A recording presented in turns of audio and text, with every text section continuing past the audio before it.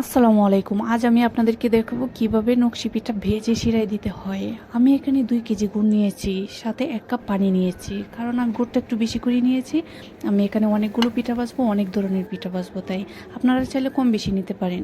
আমি এখানে একটা আটালো শিরা করে নিলাম, এত ঘনও না পাতলাও না। এবার একটি কড়াইয়ে আমি 1 লিটারের মতো তেল নিলাম। তেল গরম হয়ে আসলে সেখানে আমি 4টি করে পিঠা দিয়ে দিলাম।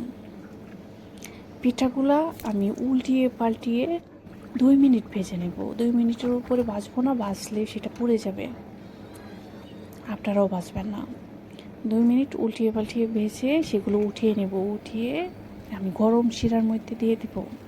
গরম শিরায় দিয়ে আস্তে আস্তে নেড়ে ছেড়ে একটু ডুবিয়ে আমি 1 মিনিটের মতো রাখবো। 1 মিনিট পর এখান থেকে উঠিয়ে নেব। উঠিয়ে একটি ডিশে রেখে দেব। বেশিক্ষণ শিরায় ডুবিয়ে রাখবেন না, ডুবিয়ে রাখলে সেই পিঠাটা খেতে ভালো লাগবে না। আপনাদের বোঝার জন্য আমি আবার আরও 4টি পিঠা ভেজে আপনাদেরকে দেখাচ্ছি। গরম তেলে আমি 4টি পিঠা দিলাম, দিয়ে এগুলোকে উল্টিয়ে পাল্টিয়ে 2 মিনিট ভেজে নেব।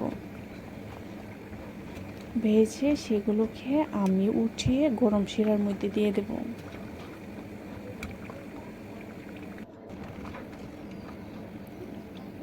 গরম শিরায় দিয়ে আমি বেশিক্ষণ রাখবো না, 1 মিনিট এখানে গরম শিরায় ডুবিয়ে রাখবো। বেশিক্ষণ গরম শিরায় রাখলে শিরাটা বেশি ঢুকে যাবে, আর ঢুকে গেলে এই পিঠাটা খেতে ভালো লাগবে না।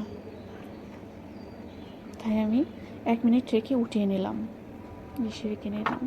দেখেন আমি এখানে অনেকগুলো পিঠা ভেজে রেখেছি, আরও অনেক পিঠা ভাজবো অনেক রকমের, তাই আমি শিরাটা বেশি করে করে নিলাম। আপনারা চাইলে শিরাটা কম বেশি করতে পারেন।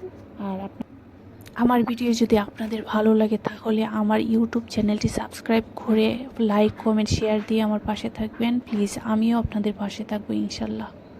আল্লাহ হাফেজ।